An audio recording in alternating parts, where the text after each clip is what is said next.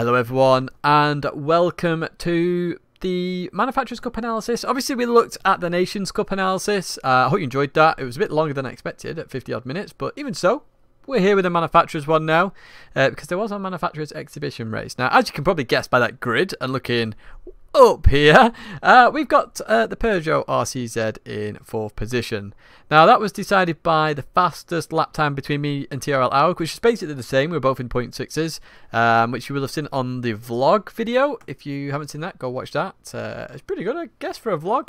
More of that coming soon with the Madrid regional finals. But even so, we're going to have a look at the manufacturers race, or races. I'm going to give you my opinions or what was happening at the time. Because, especially in this first race, two significant things happened during this race, which I was sort of like, really? But we'll get onto that as we get into the race, basically. So let's go through the grid at least. Let's find out who we are racing, just to remind you, and then we'll go through bits of the race. We won't watch the whole race because we've also got the final race as well in there as well. As you can see, the first team there, Yamanaka and Patrick Blajan in Toyota. Ooh, what a team that is. Giorgio Manuel Rodri there with Nakao, CSL 63 AMG. And then our team, which is TRL Aug and myself. TRL Aug, big shout out to Loris. Absolutely awesome driver, very clean driver, and if you'd have seen the Nations Cup analysis, we actually had a great battle on the Nations Cup final, at least anyway. As you see, there's the German team, basically, both Germans in that one. We've got Grasso in there as well, followed by the Aston right at the back. The pad team, the DS4 players in that Aston Martin. So TRL Aug was taking the first stint here, and we had already discussed the day before about what we were going to do. Now, Aug was saying that I'll be the faster Peugeot driver, so I should take more of the laps, 7 laps. One's going to have to take 4, one's going to take 3. I said to Aug, that might not necessarily be the case. You are a very quick driver. If you're comfortable, just keep going. If you're not comfortable, then come in and we'll change over. Now, one significant thing that I've mentioned before about these as we get underway. Now, we started on a corner there, actually. I'll get back to the other thing I was going to say in a minute. We started on a corner, so we actually gained quite a significant advantage straight away. If you look at the gaps here, 0.9 Porsche was behind us. But because we started on the corner as well, we lost a little bit to the cars in front as well. It was very significant, so PD, please don't use this track again, or at least not for a rolling start, because it starts on the corner and it's a very much a disadvantage to start there. But obviously we've got Toyota leading the way, and then Lamborghini, Mercedes, Peugeot. Now we had to come top 6 in this race. Obviously at that point that was all I knew, so I was just racing just to make sure we got top 6. I didn't know how qualifying was going to be done for the final. I thought it was based on lap times based on our qualifying again.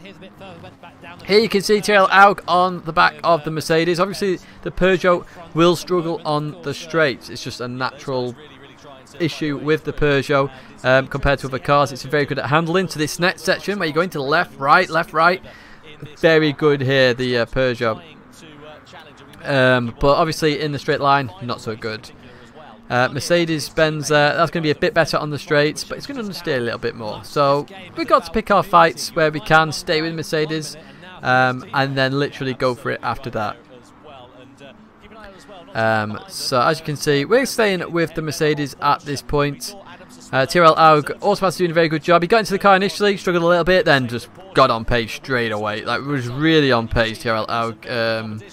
It's just awesome to have a teammate there. No, I'm not just in the Nations Cup, by the way. I'm just saying, in Peugeot, we could have had any teammate racing as Peugeot, because I'm the only one who would have picked it. But to have TRL Aug picked for me, very lucky, and it meant we had a good team. We had a good chance. We had a good chance. It's not like from 4th, potentially, but at least we had a good chance for a decent race. You just see a little bit of a move there by the Porsche. Very tight on this last bit of the chicane as well. What we will do is we will advance a bit further on. Where do we go to here? I've not actually prepped any timestamps here, so as you can see, this is significant. Corvette has gone off there. Now, obviously TRL Aug's on the back of the Mercedes. As you can see there, 1/10, 1.5 tenth. behind, and as you can see, gets on the inside of that corner, and that's because it's a handling area. That sort of end sector of Maggiore reverse is very significant for handling. TRL Aug makes a move there, past the Mercedes into third place, into a podium position for this first heat. Brilliant stuff by Tyrrell Aug. Let's see, it's lap number 3. Here you go, you get to see another move of it. Straight down the inside. We can stop there, just put our nose in a little bit. Gives us room there, and through we go with the Peugeot. Well played by Tyrrell Aug for that move, because he was right in the back of that Mercedes for quite a while. But then obviously he's got to worry a little bit about the straights, of course. The Peugeot RCZ, one thing that most people don't realise is it's actually quite good on tyres. And even when the tyre wear happens, it's very controllable. Very, very controllable. And commentators talk about that in the background as well, if you can hear the commentators over this commentary as well. But at this point I thought, okay, Tyrrell Aug's probably going to stay out for another lap now because he's got some clean air. He can finally go for it. But that doesn't actually happen. Let's advance a little bit further on in this race. As we just advance a bit further on in the race now, and you can see Lamborghini up ahead. We were catching Lamborghini, believe it or not, in that Peugeot. Aug was really on fire at this point, really got a rhythm going, and really pushing on. Which is why I thought, okay, here we go, he's going to stay out. But Aug decides to come in at this point, which is fair enough. I left it all entirely up to Aug. I didn't want to step in at any point. Toyota comes in there. Obviously, that's a very strong team with Patrick and Yamanaka. And you can see Yamanaka getting in now, so Patrick led the way there. And Peugeot in as well. Now, the significant thing here is that pit stops were applied with a random time penalty. As you see me there. Way! They were applied with a random time penalty. Up to 2 seconds, so a pit stop potentially could take 2 seconds longer than any other pit stop, and it's really, really, really frustrating. In fact, can we see? Let me just go back a little bit. Can we see how long the Toyota pit stop was? So a couple of guys opting to stay out. See, it says 10.6. It was longer than that. Sorry, for Peugeot, it's longer than that. Even though it's a 10.6, it was longer. And you'll see why, actually, later on in the race. So let's jump a lap ahead. We did come out in a little bit of traffic, but nothing major. But obviously, we were ahead of the Mercedes. These two have been battling. We should come out ahead of the Mercedes and the Renault. We should. It's just a fact. They've been battling.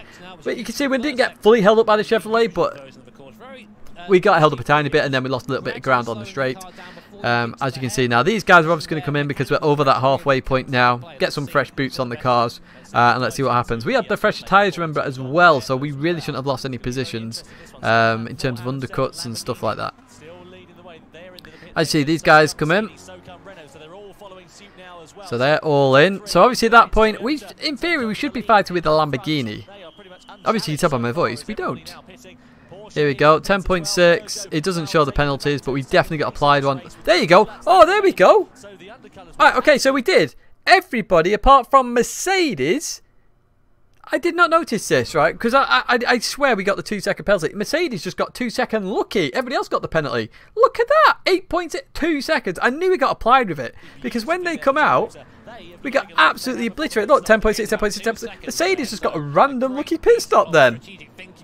What's that about? So as you can see, time-wise, 1.1 seconds behind the Mercedes, and we should have been ahead at that point, right? So we really, really lost out, like really badly. So I was thinking, oh, for goodness sake, I'm gonna have to do this again now. So we did lose out. I'm glad it shows it on the times. We did show it on the times. Everybody had 10.6. Mercedes got an 8.6 for whatever reason. Fortunately, they took that out of the Oceania Regional Finals because I think that's very unfair. It's not something you can physically stop. And if you got knocked out of the tournament because of a random RNG piece, it'd be very, very frustrating.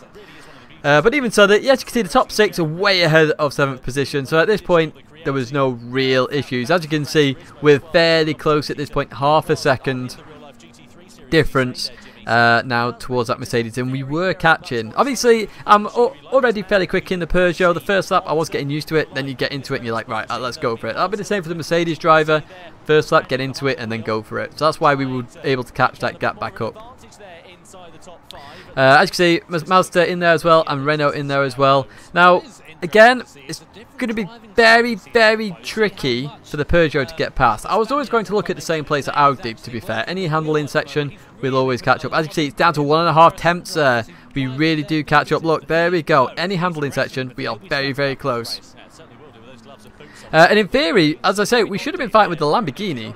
But unfortunately, we get stuck with this battle with the Mercedes. So I showed my nose a little bit there. That's just to show him that I am there. I exist.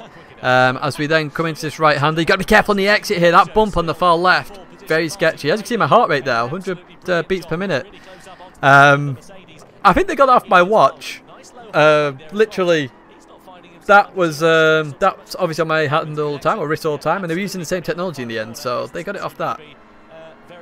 But I'm always quite calm at these events anyway. I just, my heart rate's higher on live streams because I'm talking at the same time. I could be quite high now because I'm talking. And obviously having to keep my breath up. As you see there, I went for the move again. I was trying to get past as fast as possible. I knew a second was possible here.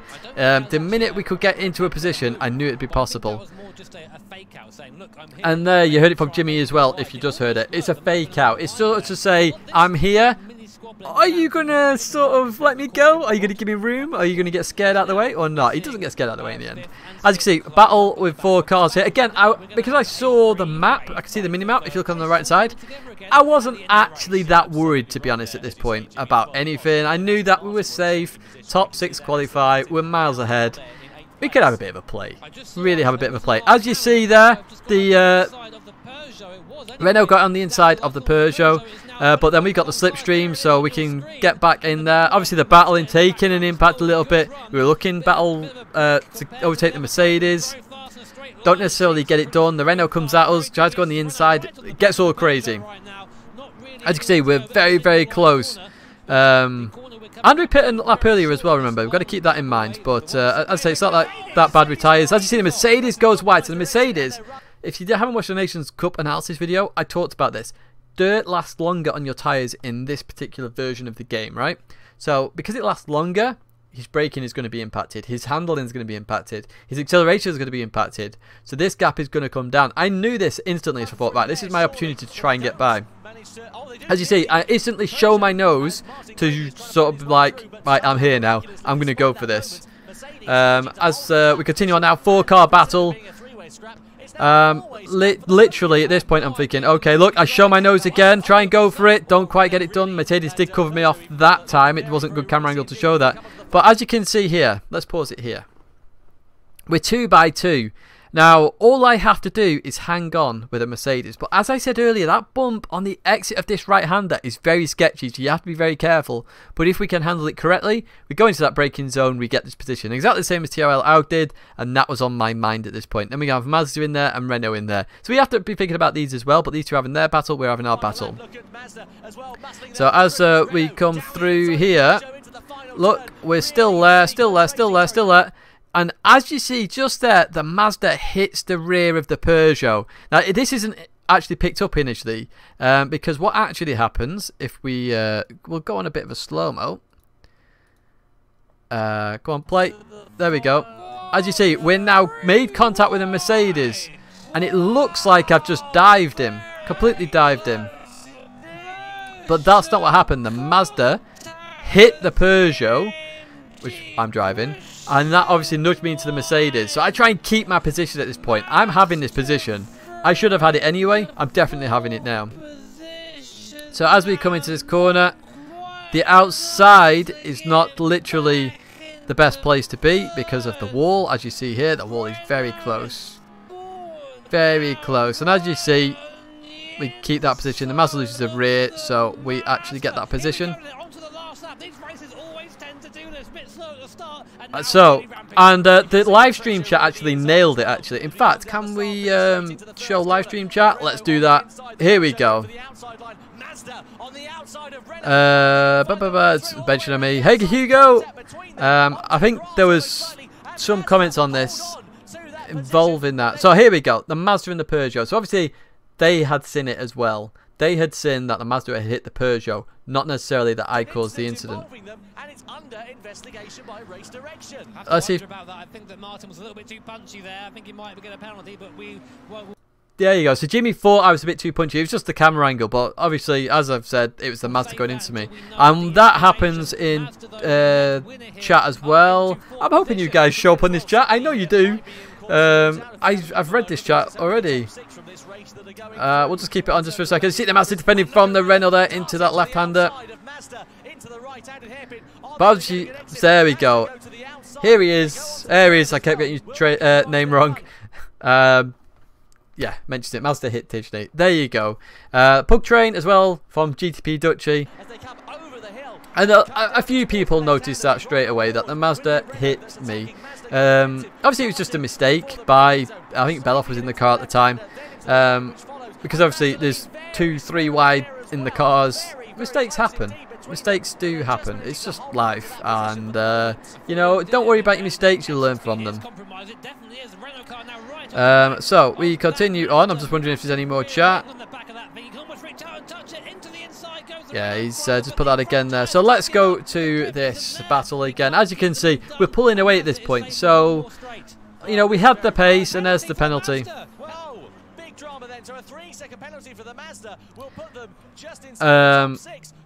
So yeah, as you see, the top 6 still ahead of that Chevrolet. Chevrolet coming back very nicely there. Yamanaka coming away with the victory there with Patrick.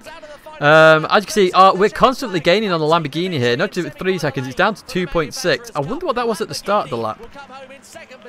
I do wonder what that was at the start of the lap. So as you can see, there we go. Let's go back to that actually. Let's go back to that.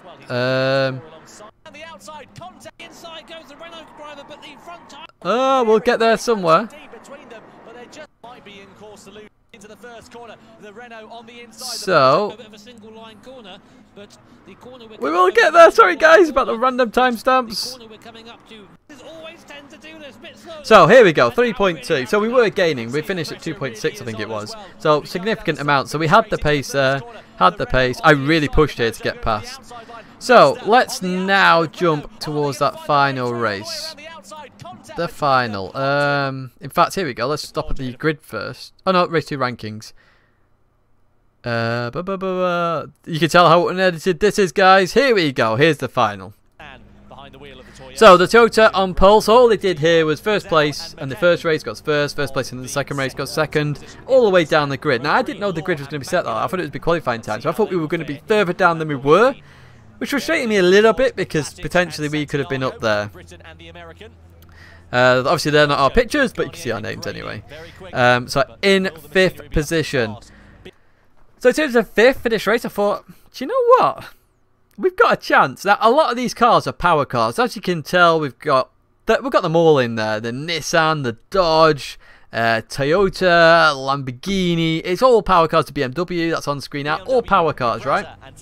We've got a hell of a job to do here. The Renault, probably the first non-power car there. Actually slightly slower than the Peugeot, I think, in a straight line.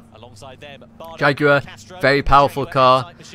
AMG, and again, quite a strong car in the straights. And then we've got the Honda NSX. Again, that's more of a handling car. Then we've got the Mazda, which is quite punchy. And then, finally, we have the Volkswagen, which we know is very, very fast in a straight line.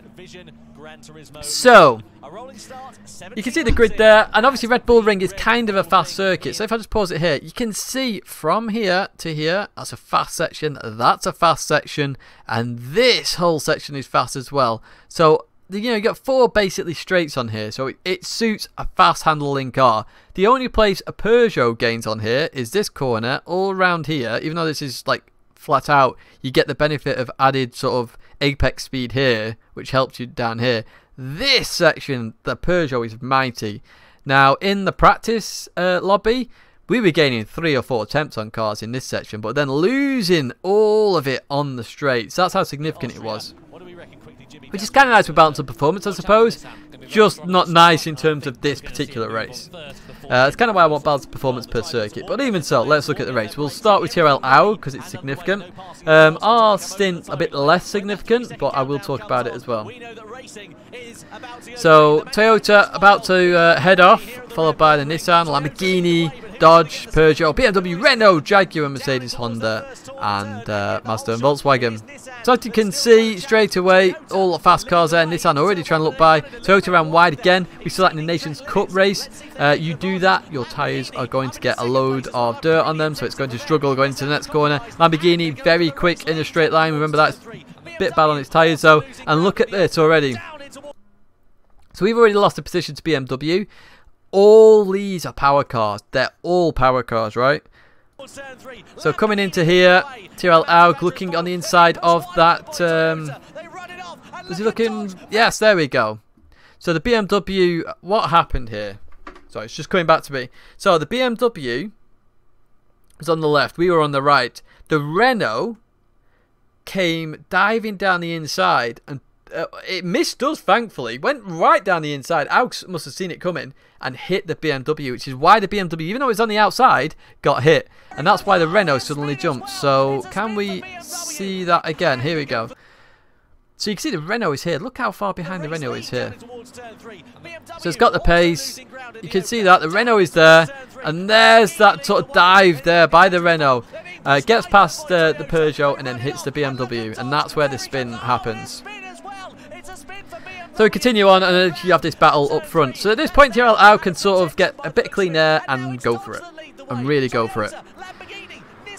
So you can see this battle happening up ahead, and the fact that these guys are battling actually helps Peugeot because we can catch up basically.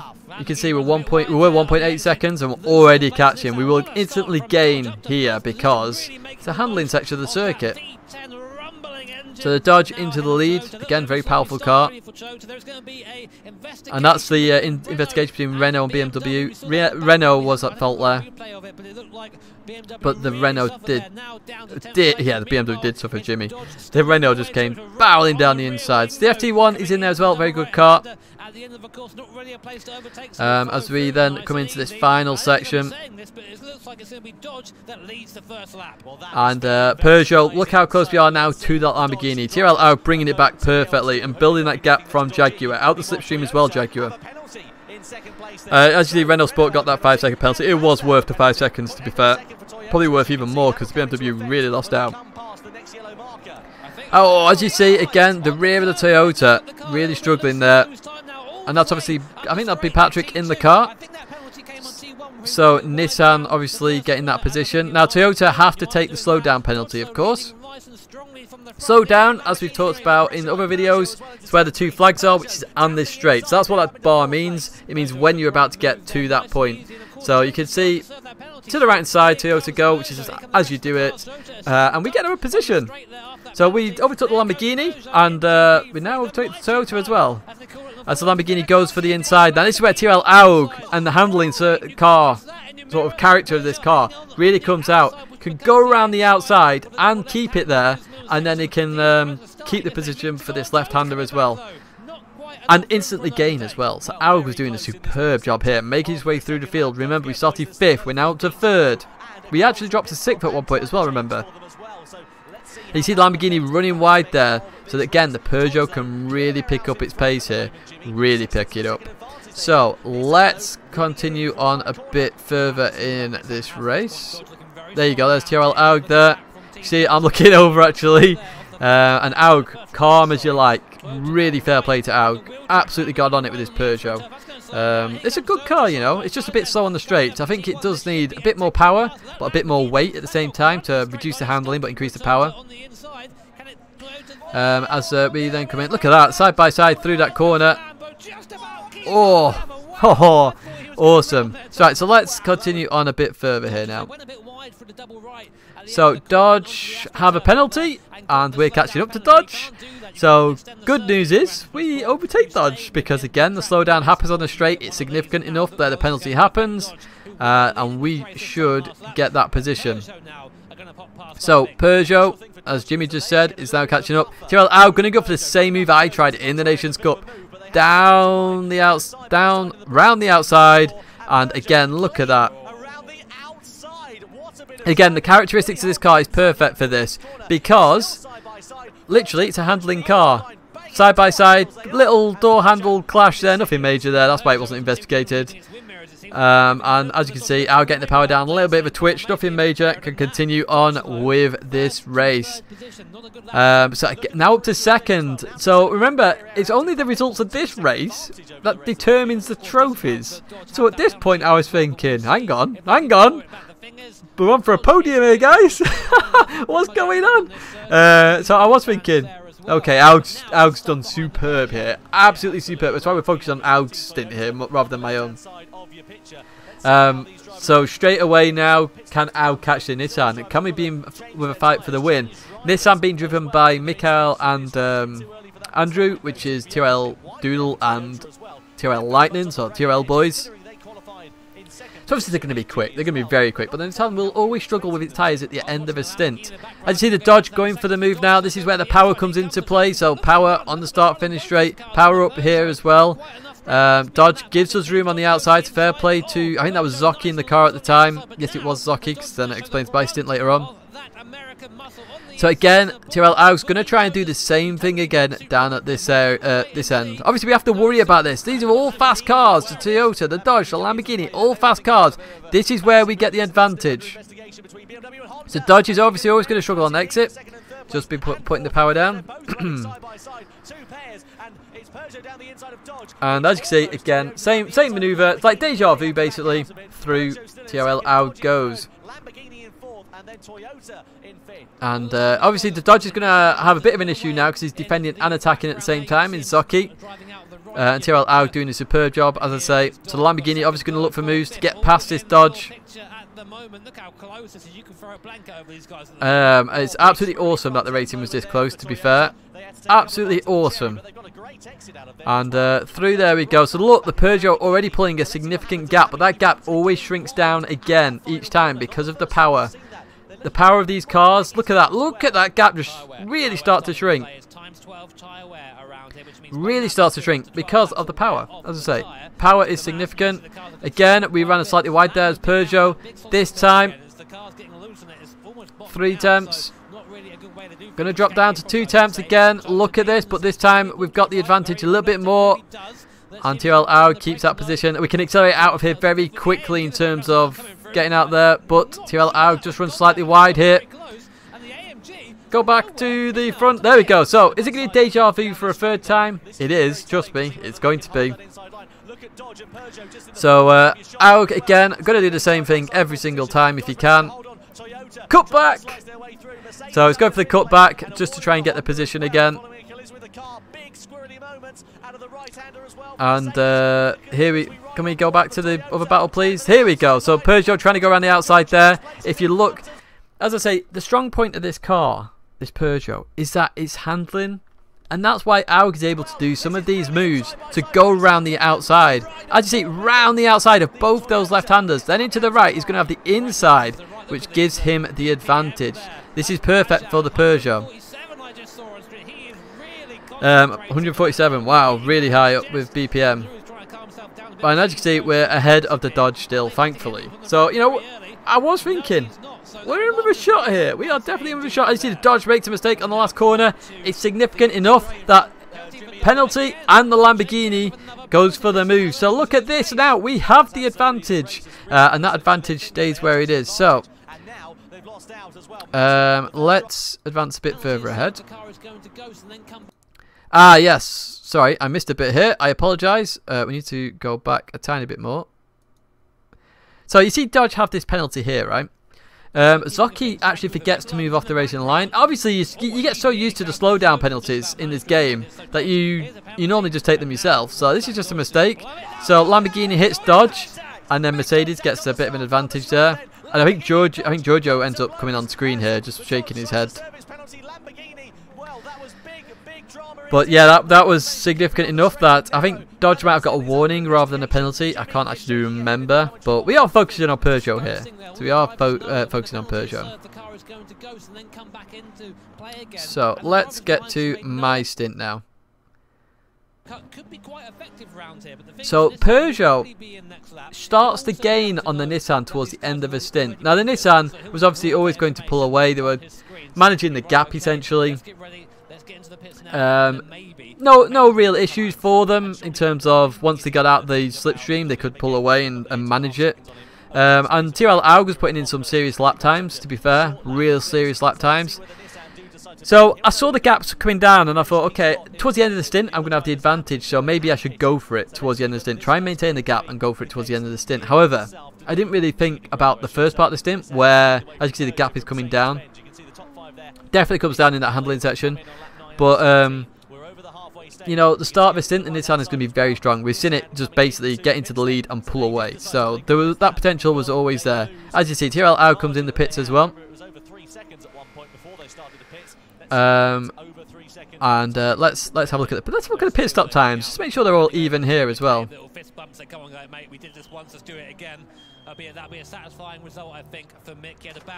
Longer pit stops than late Meguiar. Interesting. 16.3, 16.4 for Peugeot. 60.3 for Mercedes. So Jaguar not pitting there, but we come out in the same position that we had, and you can see that gap had even decreased a little bit more as well. So at this point I wanted to get a feel on the first lap and then judge it accordingly after that. So the first lap was fine, second lap it was fine. As you see, it's 2.4 at the moment. Now if I advance a bit further ahead, it now goes to 3.8. So what had happened, and I'll just pause it here actually. In fact, no, I'll let it run while I talk about this. Is I put in a lap, or a couple of laps. I then put in a fast lap, and it stayed fairly even. And I sort of thought, hang on, I'm in second position here. This is a trophy position. I've not won a trophy for GT yet. Not in GT Sport anyway. Just keep it, Martin. Just keep your position. Do some just standard lap times. 2 or 3 tenths off your fastest laps. Consistent, safe, no risks, and get the reward, basically. So that was my goal after this point. You can see the gap come down in the handling section. As I say, it always comes down in that section, and we lose it on the straights. And we had Dodge that far behind, so I was like, you know what, I will just chill here. I can afford to lose the gap to Dodge a little bit.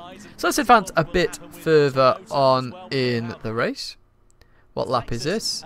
16. So you can see the gap to Dodge now. So you can see my gap's gone up by a second over 4 laps. Again, as I said, I was just chilling at this point. When it built up from 2.8 to 3.8, I did make one mistake on that in that section. But it's only a small mistake, which is why I thought about it. But you can see Dodge now 2.5 seconds. Eric was on fire. He had the fastest lap in the race, a 1:30.7, and he was pushing like a madman.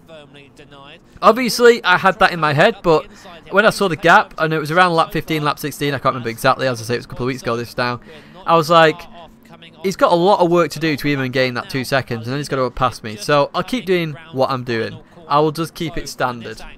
So that's what I did. That's all I did, right? So let's advance a bit further. Jaguar and Lamborghini fighting. As you can see, the gap is now nearly up to 5 seconds. Didn't lose that much. You can see Dodge gained a significant amount more. This time we're obviously doing the same as me. Just thinking about the end result at the end of the day. They're in the lead. What else can they gain? See Outlaw trying to defend from the Lamborghini. Manages to do it. Then Mazda appear out of nowhere. But even so, at this point, it was just like, chill. Get to the end of the race now. Got a couple of corners to go. We've got a trophy. How good is that? We can finish off Peugeot this season with a trophy. How many of you thought that would happen before the start of the season when I said I was going with Peugeot? Not many, I guess. And I know it's just a World Tour Exhibition race. It's still a trophy. I don't care. So next time, get the first place. Well played to Lightning and Doodle. As you see, very happy with it there. I was happy there. You see me flashing my lights. Dodge really, big shout out to Eric for putting in that kind of performance in Dodge, that second stint. It's hard to put in a performance like that at a live event, and he did, so fair play. But very close grid. As I say, I thoroughly enjoyed that race, and I hope that thought process sort of helps you understand my mindset a little bit.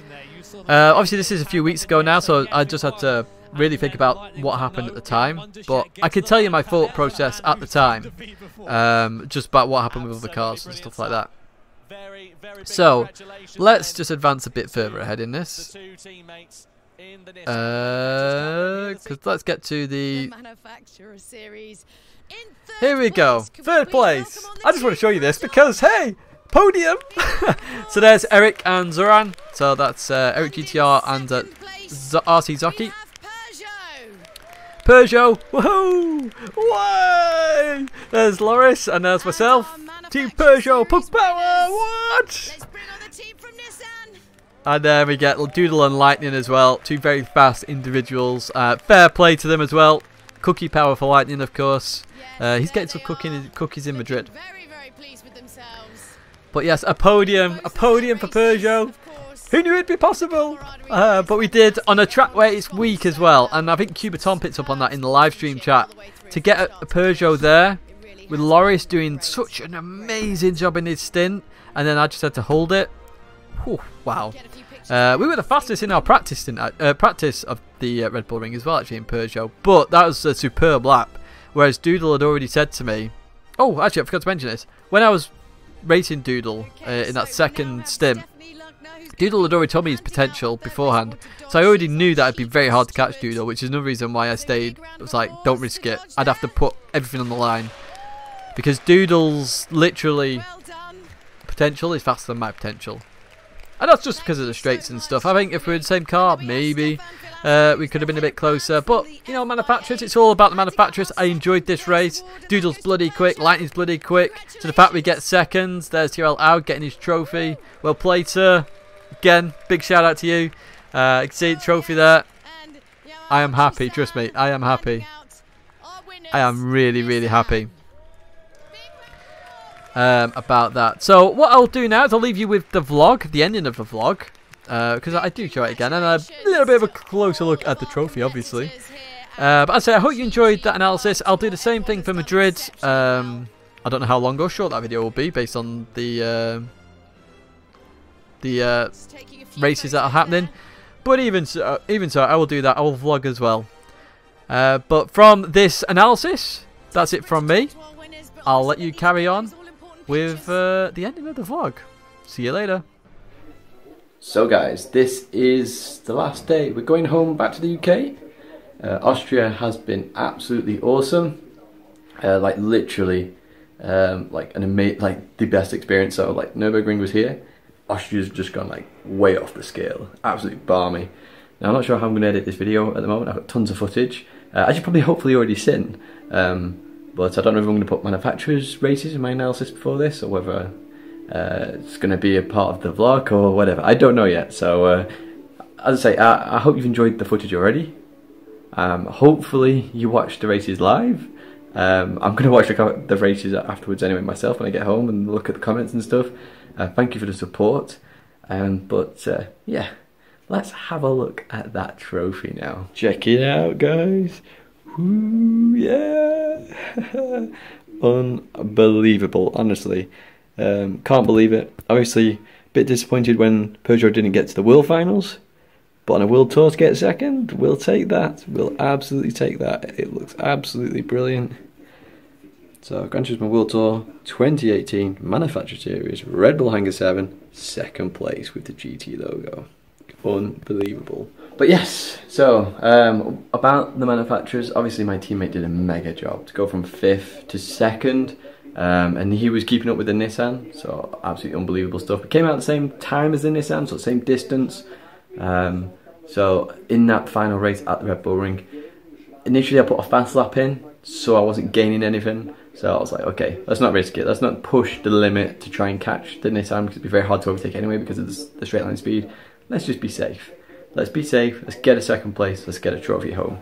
So I did that, and then I saw the Dodge come in. So the Dodge was going very fast. So I turned it down a bit. It was about half a second I turned it down by in terms of lap times.